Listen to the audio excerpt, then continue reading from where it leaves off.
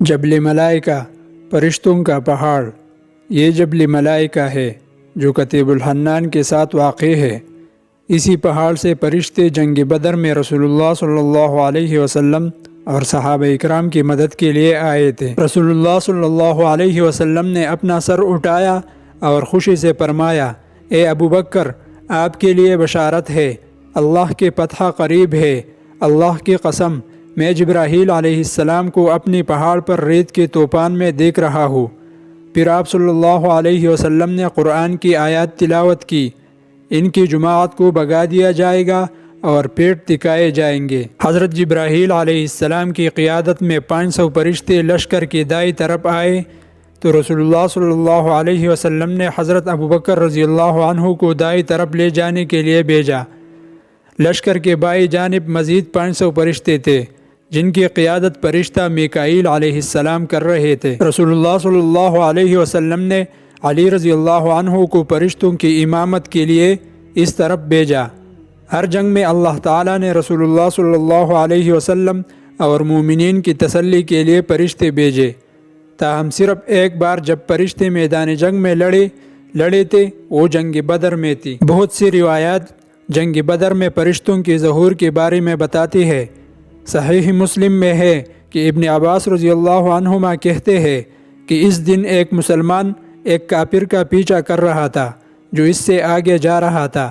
اس نے اس کے اوپر کوڑے کی جھڑک اور سوار کی آواز سنی، آگے بڑھو ہائے زم۔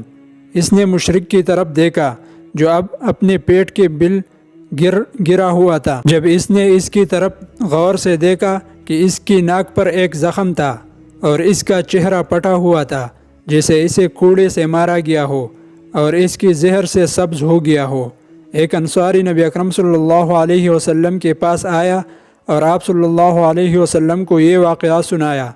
آپ صلی اللہ علیہ وسلم نے کہا، تم نے سچ کہا، یہ تیسری آسمان سے مدد تھی۔ ایک اور واقعہ منقول ہے کہ انصار میں سے ایک اور شخص نے عباس بن عبد المطلب کو پکڑ لیا۔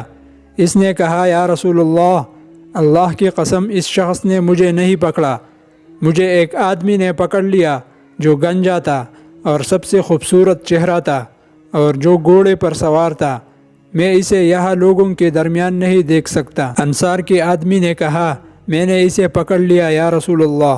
آپ صلی اللہ علیہ وسلم نے فرمایا، خاموش رہو، اللہ تعالیٰ نے تمہیں ایک بزرگ فرشتے کی مدد سے تقویت بخشی۔ یہ بھی ایک روایت ہے کہ جنگ کے بعد لوگ فرشتوں کے ہاتھوں مارے جانے والوں کو گردنوں اور انگلیوں کے زخموں سے پہچانتے تھے، کیونکہ ان حصوں پر ایسا نشان ہوتا تھا گویا ان پر آگ لگ گئی ہو۔ جبرائیل علیہ السلام رسول اللہ صلی اللہ علیہ وسلم کے پاس آئے اور آپ صلی اللہ علیہ وسلم سے کہا، مٹھی بھر مٹی لے کر دشمنوں پر پھینک دے۔